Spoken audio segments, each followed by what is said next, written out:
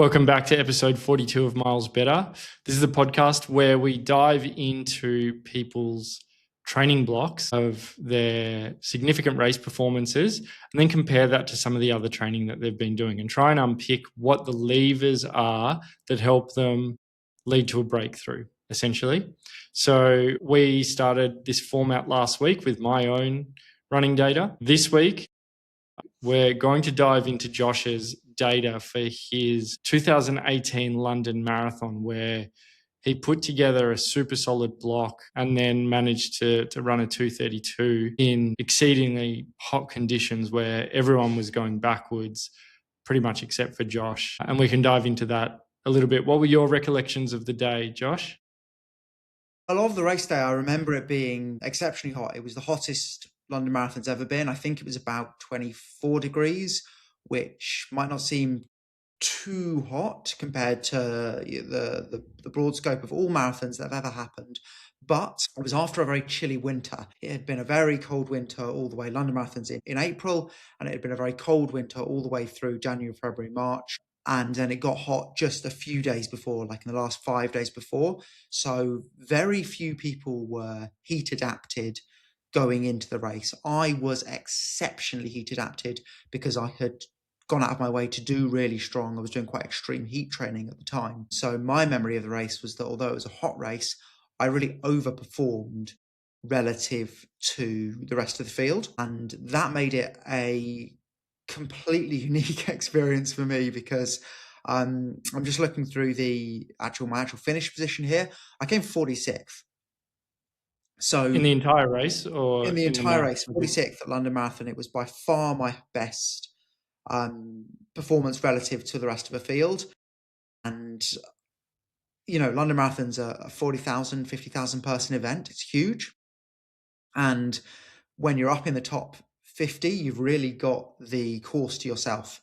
So the crowds are like, in London, the crowds are nothing I've ever experienced in other races. I hear maybe New York and Boston are a bit similar to this, where you have multiple people, deep crowds for most of the way, but kind of feeling that it's the only race I've ever done where you've really got the crowd just focusing on you like that in such deep ways. So it was interesting for me in that sense that it was slower than I would have gone in optimal conditions, but because I was more well prepared than other people, I went quicker than other people, and the specifics of the London course meant that was a really unique experience for me. The second that you talk about extreme heat training, guaranteed that's the thing people are going to want to hear more about before we go into the other details. So do you want to tell us what extreme heat training for you looks like, particularly in the context of what you're referring to as a long and cold winter?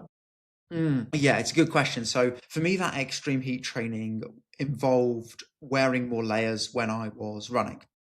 It's something I'd been doing for maybe 6 or 8 months before London that year, and I've carried on all the way after because I think it's really useful. I'm doing it less extreme now, but it's still happening. And specifically going into London, I was wearing like 4 layers on every single run. So I was wearing a base layer, a t-shirt, a jumper, and then a jacket on top. We're not talking really technical fibers here. The base layer is like a semi-technical fiber in the sense that it's just a basic base layer, but the running t-shirt is just a cheap running t-shirt.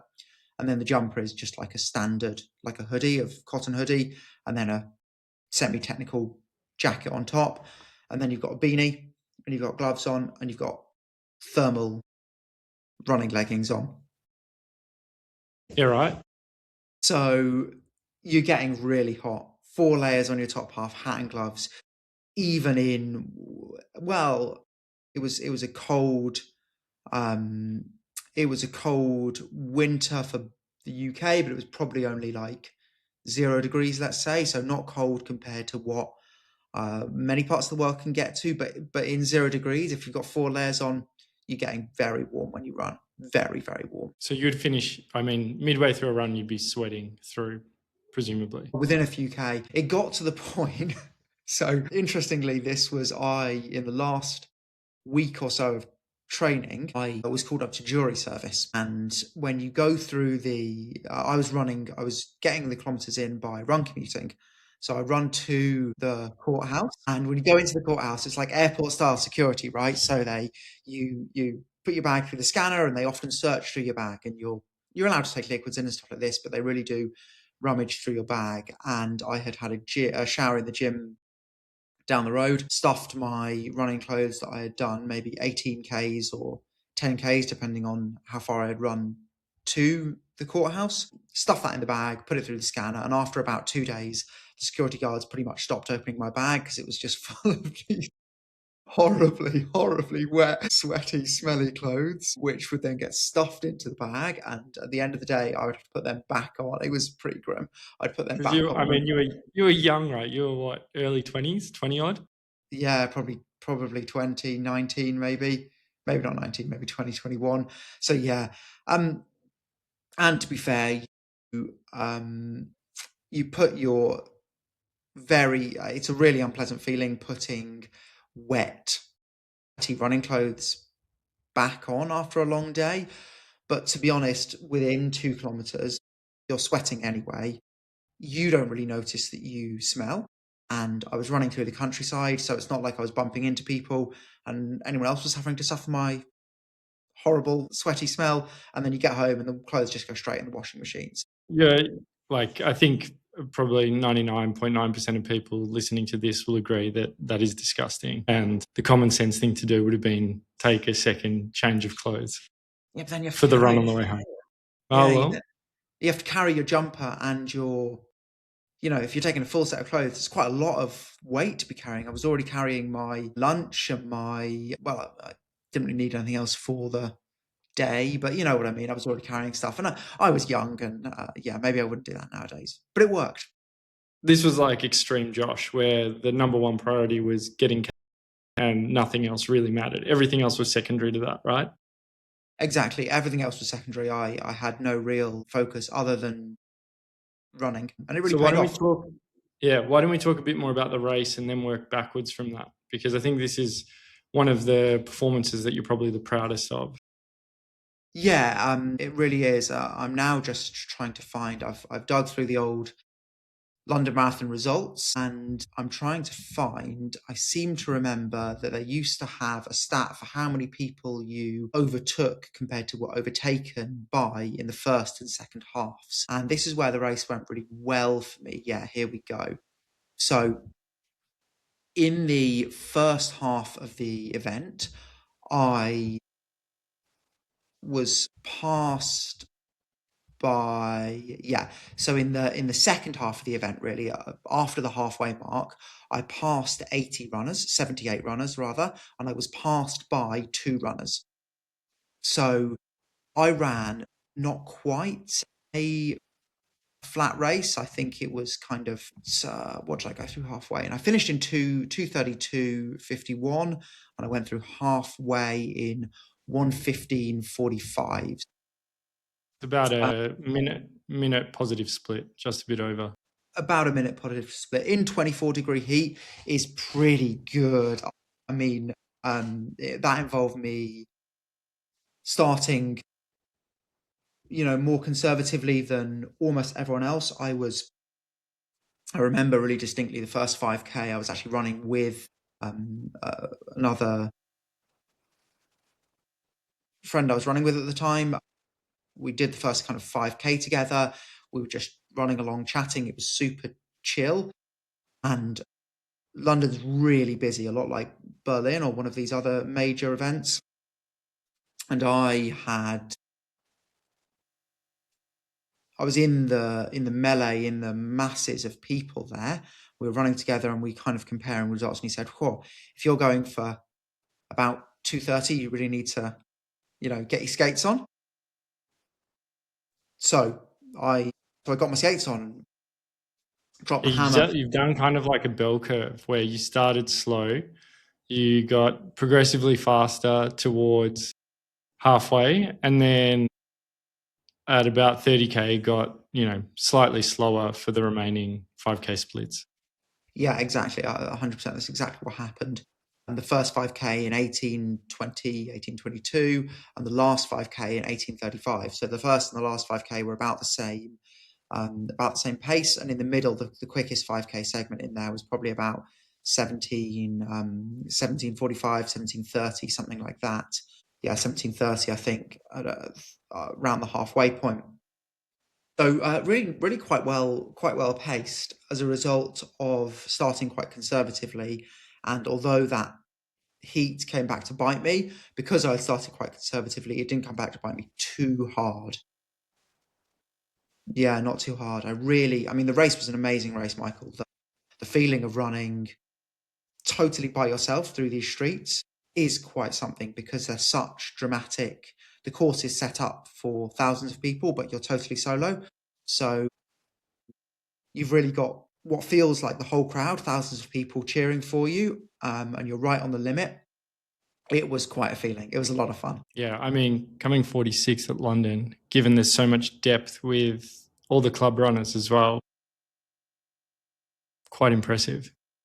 And Yeah, so, I'm not 100% sure whether that includes the elite athletes. They might have separated the elites in that number.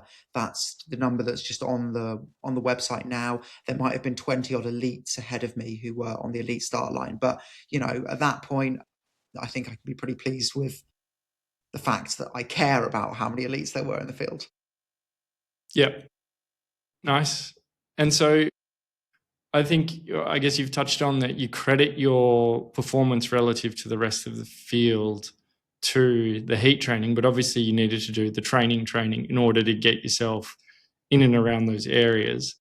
The heat training enabled you to perform closer to your potential on the day than the rest of the field that weren't doing such aggressive heat training. And given how much heat training you're doing, you probably had some other performance benefits, not just acclimation benefits, right? 100%. So the heat training helps me it did boost my fitness compared to where I would have been without the heat training. But the bigger thing on that day was that it allowed me to suffer less. Not suffer less. It was, of course, a very, very tough race, but my performance degraded less than many other people. But you're totally right that I had come into the race having done a huge amount of really strong training. I had done, we're looking at 100 miles a week average. So going into the race, 162. Can you share your screen so that we can see? Yeah, absolutely. So just with the kaizen simulator so that I can see your stats. Is this going to be scroll? shown? Can be. Well, it can be. Or it doesn't have to be. Doesn't matter. Doesn't have to be. Just scroll up so that I can see the overall distance relative to training load for the week. Okay, so you were averaging. That's the week. That's 7 days before. So I had been, this prediction of 220, 223, 224 is a pretty, I was never going to make that given that it was such a hot day. So I think my performance probably suffered by, about 8 minutes. Seems like a pretty fair assessment given how hot it was. And the fact I was running solo probably the latter half of the race, but 162 Ks a week going into the race, for average pace, and 1,000 meters of elevation gain per week. So some pretty good training stats, and my fitness was increasing really significantly going in. So if we look at the biggest week in that block, which was 2 weeks before the race, I had what I would call a relatively extreme week. I mean, that's a 218 kilometer week off only 6 days of training. So I had a rest day there. This is a long time ago. We're looking at eight years ago. So I couldn't tell you why I took a rest day on this Sunday. But there was a 46 kilometer day. So this day here, I would have run to work, done a lunchtime run, and run home for a 46K day. And this is actually really interesting. You can see the phenomenal consistency in my training. I was leading a running-centric life. Incredible consistency, but very low variety. So actually the route to work is slightly downhill and the route home from work is slightly uphill. That's the 9-second a kilometre difference. And then this lunchtime run was a easy run, so it's a bit of a slower pace. And if you look across that week, this is what I had done. Evidently, I must have got a lift most of the way to work, The way to work. part of the way home. Yeah, So you're pretty much it. tripling every day in this 218K week. Yeah, And tripling it's all between sort of 440s and 510s. exactly. So just a ton of jogging. Ton of jogging. You know, this is just easy jogging, relatively easy. I mean, for my fitness, which was probably in about 225 shape. You know, I'm not sure I would have ever managed a 223 as the prediction gave me. That would have been a best case scenario, but it's probably in about 225 shape. You know, 5 minutes a kilometer really is jogging when you're in that shape. And I was just doing it again and again and again. I'd been building up really nicely. If you look at the 10 weeks leading into this. Well, why don't we look into that week by week and just follow each week? Yeah. So you go 158.9 Ks at 454s with 1,200 meters of elevation. Yeah. And again, all of this is pretty similar stuff. I'm running, spreading that distance relatively evenly across the week. There's some random rest days in here for sure. I couldn't tell you why I was taking these rest days. It certainly wasn't because I was too tired to run. It would have just been because life was a bit more sporadic and I was being sure to kind of front load the weeks, get all the training in, and then basically if I had a good week, I might hit like the training load I needed on the Saturday and just go, oh, well, I can rest on Sunday then. But yeah, we're looking at nearly 160 Ks, and then a lower week, 130 Ks. I was on holiday this week, it would appear. This week, I was actually in Berlin. Holiday in Berlin. Yeah, this is before I moved out here. So the training load was a little bit less on that week, and then 160, 130, and then 160 again, evenly spaced, 20 to 30K a day, or 20 to 25K a day, and then we're on 153K. Faster though that week. Bit faster, evenly spaced. That might have just 433s. Just feeling good. Evidently, because I did a race. I did the Cambridge Half that weekend. So actually my jogging pace wasn't any quicker. I just didn't really do any slow running, and I did a quick half marathon. I remember I did that in 1:15, and it was a bit of a breakthrough half marathon for me. It was like a 3-minute half marathon PB, because I also done good training in the 10 weeks before this. So I'd had a really nice long build. Was that the half marathon that you did after a big night out? No, that was not the half marathon I did after a big night out. This was the half marathon I did the night after shaving my head. That's where the tradition comes from. This is where my short haircuts came from. This was the first time. This was where I had been doing heat training in the lead up to this half marathon. And then 3 things came together to result in a unexpectedly good performance there. I had been doing the heat training, so been used to getting very, very hot, getting like a little cooked potato on those runs. And then all of a sudden you wear a vest and shorts and your temperature sensors are way off. You just can't work out how you feel really cool. So it doesn't feel like you're working that hard. I'd shaved my head, so that exacerbated that feeling. I was having the wind come past over my head and hair in a way that I wasn't used to at all. So it really threw off the sensation of how fast I was running. I just didn't know how fast I was running, because all of those kind of proprioception type sensors are just like way thrown off. And the race was in miles, and I was used to running in kilometers, and I'd switched my watch to miles for the race so that I could benchmark myself on the mile markers. But because I basically have no idea what a mile is, the numbers were completely abstract to me. So I knew that I wanted to run at like whatever it was, 5:30 per mile, 5:45 per mile. Like I can't remember. And I couldn't even tell you now what the target pace was. But the point was I was way cooler than I usually was. I could feel the wind in my lack of hair in a way that I never could usually.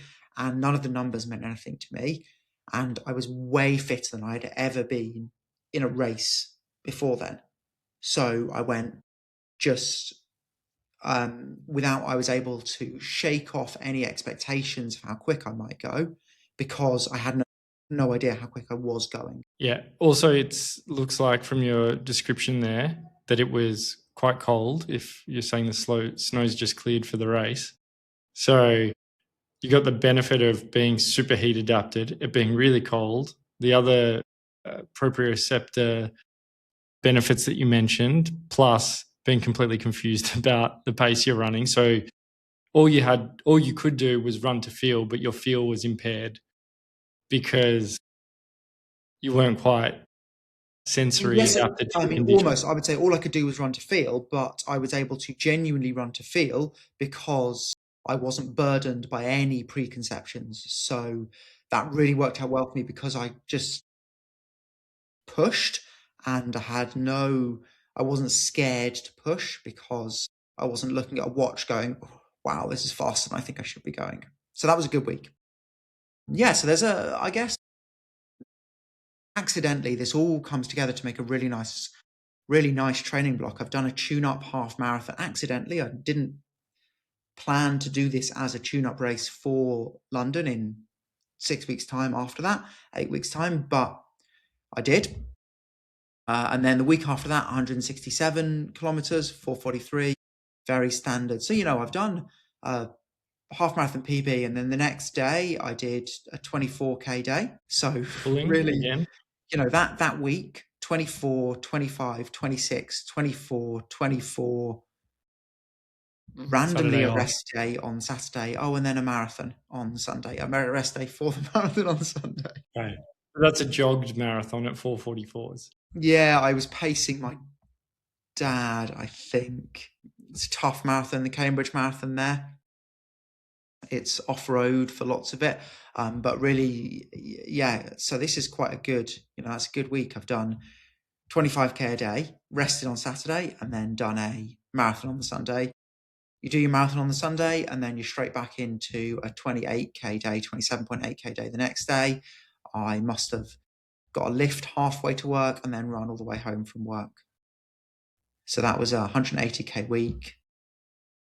The next week, 184K. And by this point, to do 184K in a week, you're really having to do doubles or triples. So I'm doing, this would have been 9.5K. I got a lift halfway to work. I did a lunchtime run. I ran all the way home from work.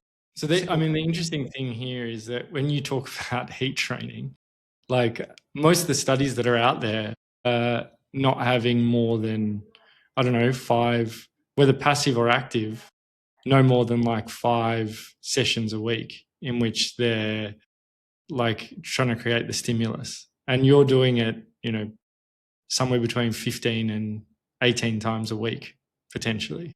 Yeah, absolutely. And it really is. I mean, you're having to drink a huge amount of fluid to sustain this, which has some, and the heat training was really severe to the extent where when I'm really heat trained, there's some things some of the things I'm now about to list are heat training to the point where it is affecting your day-to-day life in a pretty weird way that you have to be able to tolerate.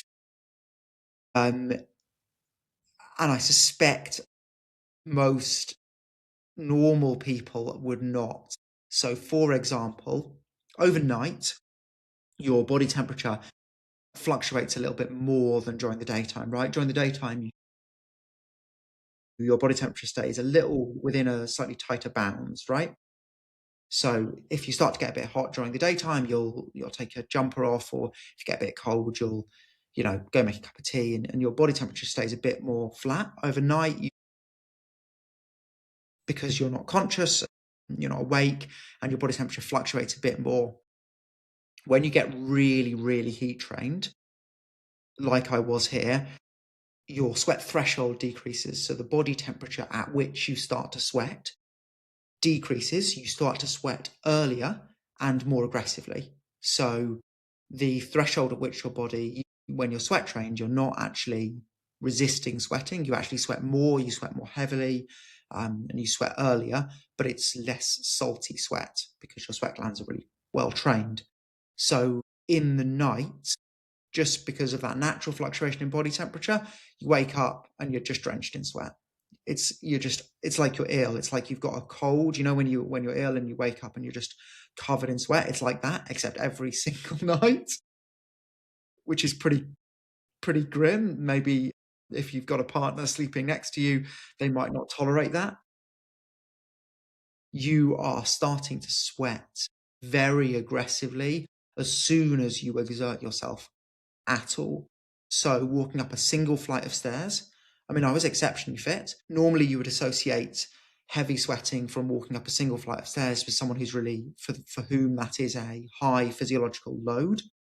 Of course, someone in 225 marathon shape, a single flight of stairs is nothing, but the sweat threshold becomes so low that you hit the top of that set of stairs and you've got sweat on the back of your neck. You have to be willing to, This wasn't the only sort of like mildly strange thing you were doing at the time as well, though, was it? Because is this when you're also running fasted until the evening? Yeah, I couldn't say. I think so. I think I probably started running fasted around the week in question that we're looking at.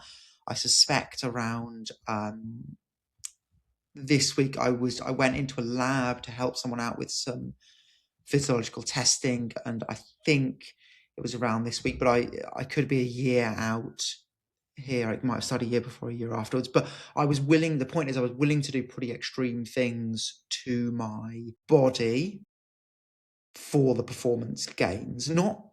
I would say not unhealthy things, but just weird things. I was willing to tolerate things that would put me in a pretty unusual social category for relatively mild performance gains. Let's move on before we go into too much. Yeah.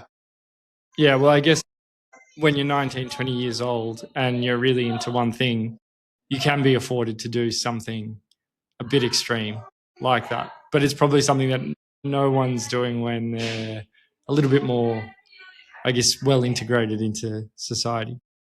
Yeah, exactly. Or maybe they are, but they're not willing to. I have a relatively high tolerance for talking about these things and just admitting that I'm doing them. There are also some things that, if we have time later, we can maybe get into a few of the really weird things that I did. Maybe they're not podcast appropriate, but maybe they're best. I think they're appropriate. But let's finish the training block first. Anyway, the point is I'm relatively willing to talk about these things. A lot of people maybe wouldn't be.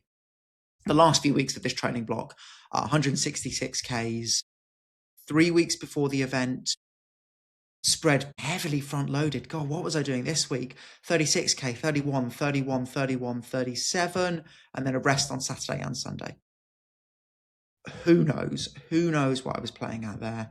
I suspect I had the time to run in the week. These look to me like they are run commutes, in K to and from work most days, and then realized I got to 165K on Saturday and Sunday and thought, oh, that's great. I can put my feet up. I may have just put my feet up. And then the single biggest week, 2 weeks out before the race, 218K, including... It's a pretty hefty jump going from 166K to 218K. 100%, but I'd earned the right to do that because yes, it's a big jump, but if you were to look at this, the training load graph and the distance graph here that we can maybe include in the podcast, actually the percentage differences, although there is some, it seems like a lot going 166 to 218, but actually it was all around the same stuff, right? I mean, I had done 184 the week before that, 179 the week before that, and 167 the week before that. So really the 167 is a single down week. Maybe I was busy that weekend. Who knows? Because then you go into that 218 And week. if you flick to the training load view as well, it's nowhere near as aggressive, right? So the training load that you banked in some previous weeks was actually almost as high as that bigger mileage week. It's just that you're running at 10 seconds a K slower in the 218K week than you were in, say, the 180 whatever K. Yeah, 100%. And I suspect that's what's happening. We've been talking here in terms of distance, but I suspect I was looking even back then in terms of training load.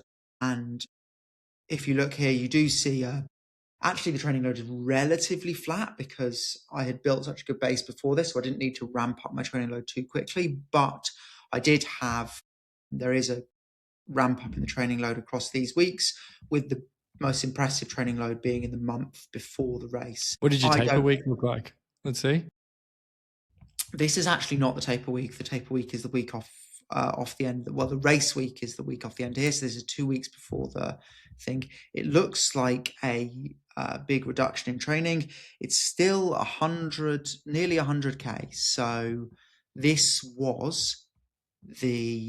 is just life getting in the way of training, because this is the first. I want to say this is the first week of jury service, but it might have actually been this week. It might have been that first week there. Who knows?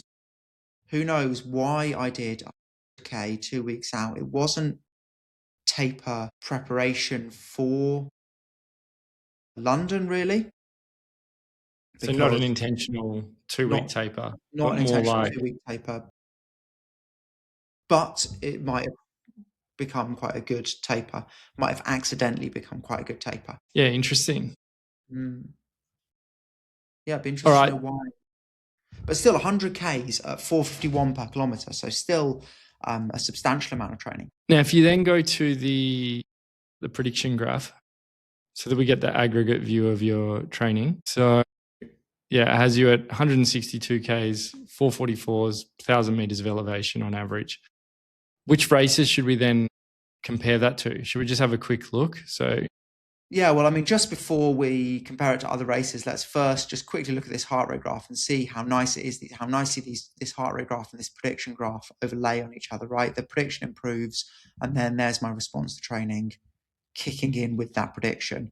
So that's really a nice way of showing how strong my heart rate was, how strong my cardiovascular system was going into that. But you're right, let's look at some of these other options now, and maybe we can compare this to what was a race maybe 10 years or so in the future. Beyond that, a much better build, but with a similar result. Let's look at, say, Barcelona Marathon. So that was 2025. Yeah, that's just loading up. Almost exactly the same result within like 30 seconds of each other, but the training was super different in Barcelona. So that's interesting, isn't it? Almost exactly the same heart rate score going in, a much sharper rise. And I think this might have been the reason that I possibly didn't do a good enough job in Barcelona. If you look here, 9 weeks out, I was ramping up my training really quickly here. My prediction improved really sharply. I went from 8 weeks out, 73 kilometers a week, to 1 week out, 180 kilometers a week. So really rapid increase. And that's just like averages for the previous 10 weeks, right? So yeah, so if you look at the weeks in question, it would be even more severe. This is 65K, 63K, and you jump up to 122, 140, 160, 175, 190, 200, 212, 214. Brilliant. It just needed to be preceded by 8 weeks at 100 kilometers a week, rather than off the left-hand side of this graph that you can't see, there's basically nothing there. It's like 60Ks a week. Yeah. All right, go to the predictions graph so we can just see the aggregate numbers. And so what is, set it to 9th of March. So we get it 1 week out from the race. 180. What were your predictions there? Let's have a look. Yeah, 224. So a bit softer than London. And then also what you're probably referring to as well then is some, outside of the bounds of the models that we've got, a bit of a bonus fitness probably helped you outside of the prediction window in the London build that we're looking at. Yeah, 100%. So what's there's a famous saying, I guess, of when measurement metrics always cease to become useful measurement metrics when they become targets, right? So I was here really took it very literally. So rather than thinking I need to have time to build into my training block, I was thinking more, well, as long as I have a really good 8 weeks beforehand, the preceding time doesn't matter. And actually, of course, it does. And I had been a bit... Yeah, you were thinking about gaming the model. Yeah. And although the stats look very good here, effectively I'd like kind of stats padded by doing this. And if you look at the runs here, these are even more consistency. We scroll back across the days. I'm doing like almost no rest days. Look at this. The last rest day I had before that was the 12th of January for a 16th of March race. So I didn't have a single rest day, and I start off doing 10 or 15Ks a day. Pretty quickly, I'm doing 20 to 25Ks a day. And then within just a few weeks, I'm doing like 30Ks a day. So really big stuff, but a bit too literal in my interpretation of what good training looked like and not holistic enough, I think. Are there any other races you want to compare this to? So in Barcelona as well, it's worth noting it was a bit cooler. It was very sunny on the day. Yeah, but I was heat trained. The heat didn't get to me. It was and the race was going really well. So this was my best shot at a PB since my 228 PB, and it just came back to bite me in the last 7Ks, which was like classic marathon breakdown. It was reflective of somebody who hadn't done enough kilometers in training, which when you say 180 kilometers a week average going in, how can that person possibly have not done enough kilometers in training? It had been weighted all wrong. I had weighted that all in the last 4 weeks and not in the 8 to 10 weeks before that. Start of February, I had been doing more like 100 kilometers a week at the start of February. And then you do, in 6 weeks, you do a huge amount of training. I think if I had just shifted everything by like 3-4 weeks, this would have been a really good opportunity. And I probably, Well, we've now updated the models as well, so that you can't let yourself think like that, because the last couple of weeks won't be worth as much as the, I guess, middle weeks of the block, right? So you kind of have to be prepared earlier to do the work rather than saving it for cramming at the very end. The updated models that we're using wouldn't allow me to make this mistake again. So this was old. I mean, the previous algorithms were very good. The previous models were very good, but they're even better now. And the new models wouldn't allow this to happen, particularly with the new training systems we've built in. They bring you up to scratch a bit earlier in a program. So, I'm always learning as an athlete, and then we're always adapting that, weaving that into the app as well. So hopefully my tough learnings here would not allow someone else to make this mistake themselves. Yeah, I mean, we've got so many marathons here. It's just which ones. Why don't we look at the PB quickly? Yeah, we can look at the PB here. So this was 2018 as well. there we go. Look at that. We've got a much nicer build into this. That's even nicer, isn't it? That is even nicer. Just a steady increase in training load and distance. Okay, there's a little bit of variety in the start of the block. Point being, the minimum week there is like 110 Ks a week or something. Yeah. And that's yeah. an outlier. What's the 108. one on the far left? Yeah. Yeah, so 10 weeks before I'm doing 158 Ks. The week before, I don't know what I was doing with on this Monday, but going into October, I'm doing pretty substantial. This week is a great week. Look at that. 217 Ks split across every day evenly, about 30K a day. Beautiful. Oh, look at this. That is a wonderful sight. Little rest day. Honestly, it doesn't excite. 3 runs a day, the exact same run, doesn't excite me that much, but I'm glad it excites you. Yeah. So this is that is actually something that's interesting to bring up. This is a 2:28. The training block leading into a 2:28 marathon, and other than maybe during maybe I had a day off on the week of the marathon, but 2 weeks before the T-7 to T-14, I did 217 kilometers.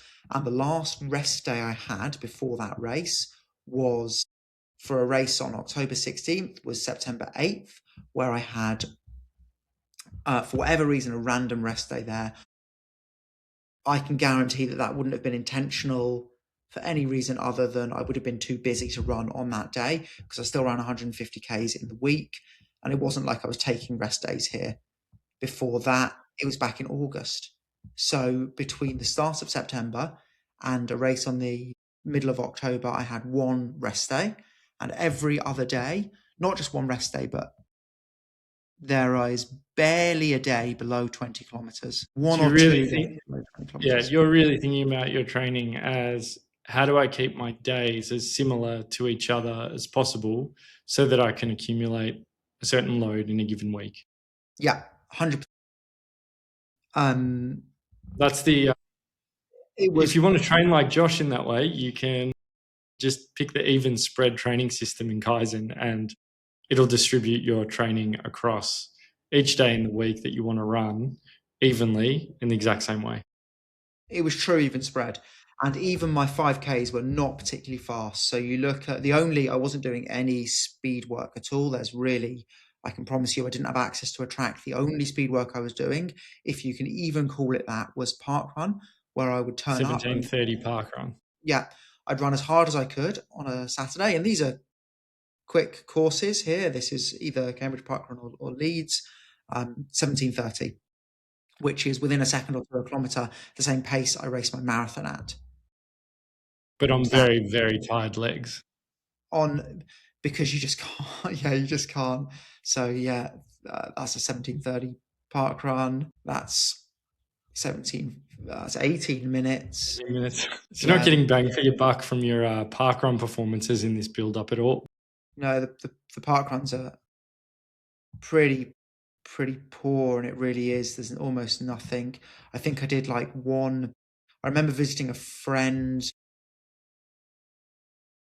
doing a quick park run in Manchester at some point in this block over what would have been slightly summery time, and doing like 16:50 or something and being really pleased. I think it was a PB. It's a park run. That's an interesting park run. It started with a lap of a track, or a 3/4 lap of a track, and you peel off the track into the park. But that was a standout performance for the most part. I'm running like 17:30 to 18-minute park runs because your legs are just so tired. But the build is beautiful. All right, so let's tie a bow on this. What do you think you need to do then in terms of training to, I guess, be in that PB shape? We've got Berlin coming up in 9 weeks' time. This was a very interesting exercise for me because I hadn't done this in this way before, of looking at these as distinct blocks. And actually, we had said we wanted to build this feature into the app for a while that allows us to do this. We've now done it. And I think it's opened my eyes. Just this conversation has made me realize that I need to be doing more training earlier in a training cycle. I can't be waiting until 5 weeks out to start building that training. I think that there are some training cycles, we haven't gone into some of the training cycles that have gone badly here, and there are plenty of them, but the training cycles that have gone really well are the ones where I've had a good base building phase. I need to be doing, 100Ks a week, 10 weeks before, in order to get the best race results. My best results do seem to be coming from when I give myself the time and the space to bank fitness. Yeah, over a Let's hit the today button then and see where you're at today. Hold your feet to the fire. Scroll back along to today. It has not been good enough. I fear that Berlin might not be the race for me this year. I'm going to still try, but I might need to wait until November and find a race in November because, well, this is embarrassing, quite frankly. Well, at least you've had a healthy dose of reality. Yeah, this is really poor. I would agree. There's next to no chance of you getting a PB in. Yeah. I still hold a bit of hope for myself, but I can also see that slipping away if I don't get my skates on pretty quickly. Yeah, I think that I would still, the only way you can do it is to try. And if I quickly click back across some of these other races that I have had some successes with some pretty good. I have overcome some adversity in some of these other training blocks. So if you look at this one here, this is Pisa 2017. This looks appalling because I broke my wrist on this week and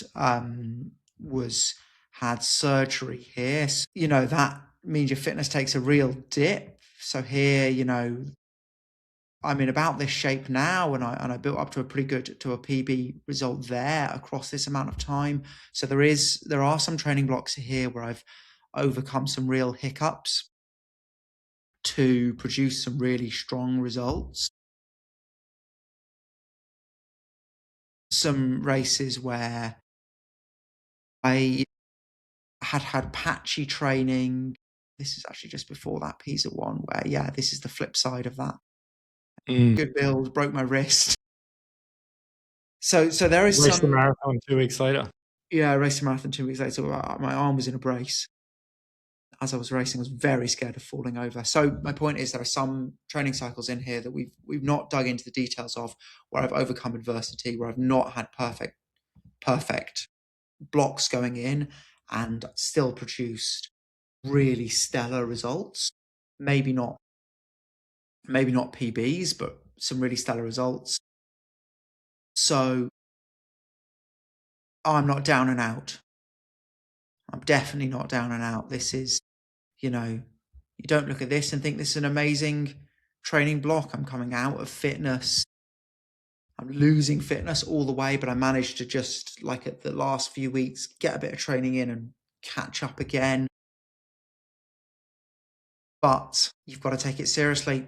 And I think the very best results I've had have been when I've taken it seriously for more like 16 weeks compared to 8 or 10 weeks. So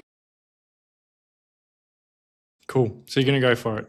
Great. Well, hopefully we get to run together. Wow, lesson learned. This has been an eye-opening experience.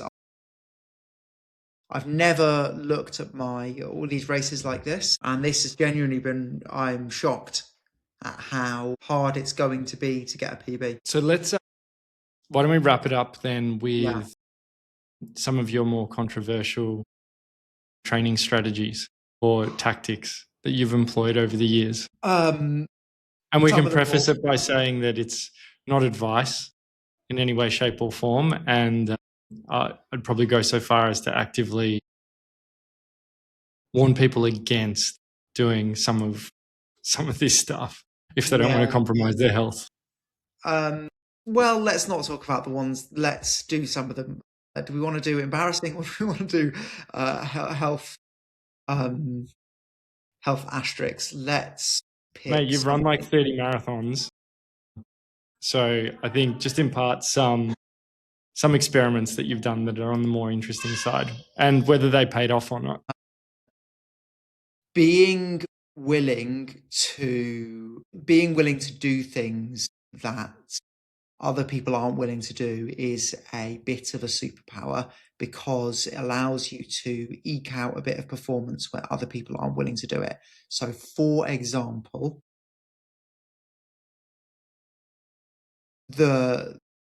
if you're willing to urinate yourself while you're racing, then you can ease a bit of comfort, because needing to go for a wee is not really a pleasant feeling, and not being able to. And um, if you if the volume I is knew so you were gonna. I knew you were gonna bring up this example. yeah, I because it's pretty extreme. Most people are a bit shocked when you start to talk about this, but it I works. wanted to do this in Barcelona. I've never needed to take a piss in any marathon that I've run. Barcelona, I really did, and so I was trying for like at least a kilometer, and I couldn't make it happen. Like I'd embraced it mentally, emotionally.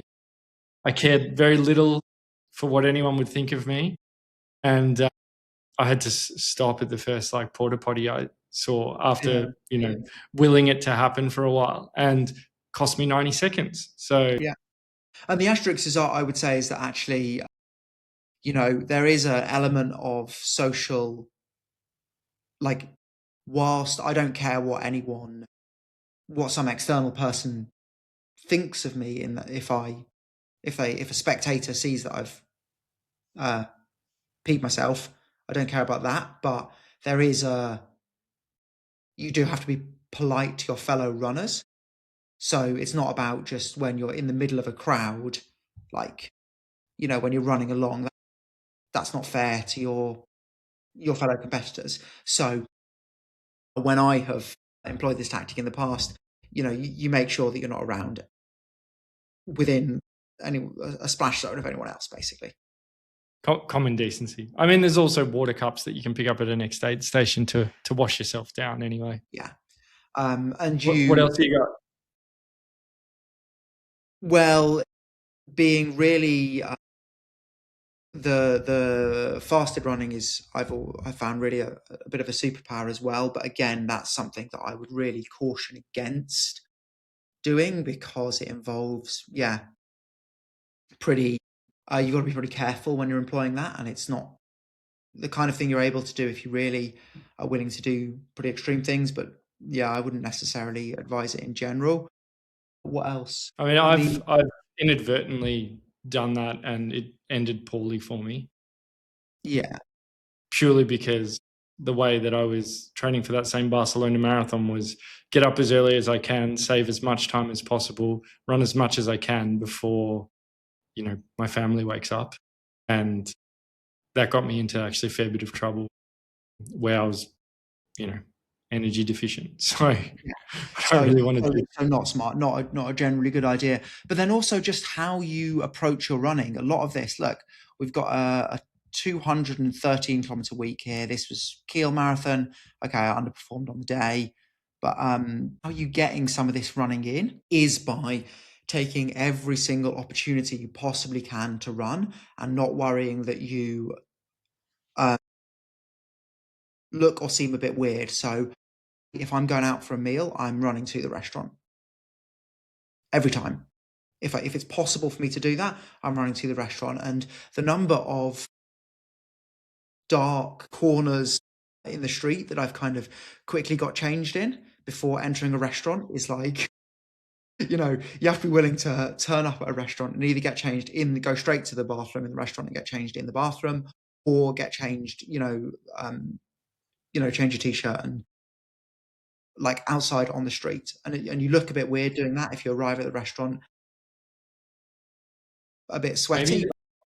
maybe there's something in this, like all this like running apparel these days, like they have pretty like fancy, not pure activewear looking running apparel. Maybe you need to invest in some of this stuff where you probably might not want to be heat training on one of these runs, but where you can wear a tracksuit that seems more fashionable than like pure running tracksuit, and you're just straight into it. Yeah, I will. Let's wrap it up with one hot take. My hot take is that fresh sweat doesn't smell. So what smells is when the sweat has been lingering on your body, and the bacteria that live on your skin, on everyone's skin, can feed off that sweat and interact with that sweat, and that smells. So you have two types of sweat glands. You have apocrine sweat glands and eccrine sweat glands, and they perform completely different roles and are entirely separate. I think now, one of them, I think it's the apocrine sweat glands, are the fear response. So they're the ones that are in your armpits and groin and on the palms of your hands, and they basically release hormones. They smell. The sweat glands that cover the rest of your body pretty much just cool you down. They release very little in terms of hormones and things like that. They release basically a blood filtrate. So if you shower before you go for your run, then you do your run and you get sweaty, but that sweat doesn't start to smell for another few hours, like maybe 4 to 6 hours after, as long as you've showered appropriately before your run. This evening is a perfect example. I'm going to a concert this evening. It's 7K away. I'm going to run there. I'm going to shower before I leave, go to the concert. I'm not going to smell at the concert because I will have showered. I will have got changed in behind in a public toilet, or behind a tree just outside the venue. I will have gone into the venue. I will run home, and then I'll shower when I get home. So I'll have 2 showers today, one before I run, and then I'll spend the time of the concert, and I can guarantee no one will complain about how I smell. My friends will be okay with me having run there. They will expect nothing less. So you're basically saying, would you argue that if you're, it wouldn't matter based on your explanation, but if you sweating from physical activity, it's not going to smell in the immediate aftermath. And so you've got no risk whatsoever, and you're not going to put anyone off unless you're nervous about smelling because you're sweaty, which would then bring on nervous sweat, which then smells, in which case you're in trouble. So as long as you're like free and breezy about it, yeah, it's going to be fine. And you've showered before, you're not smelly going into it, right? If you've not showered like during the day, then you've had time to because we're all sweating a little bit all the time, to cool ourselves down regularly throughout the day. Then if you go for a run, then you're going to start to smell pretty quickly after your run. But if you're daisy fresh going into your run, then it's not kicking in for for the evening. So you can sit at a restaurant. I'm not sure I'd run to a wedding. That might be my threshold. Pretty high threshold.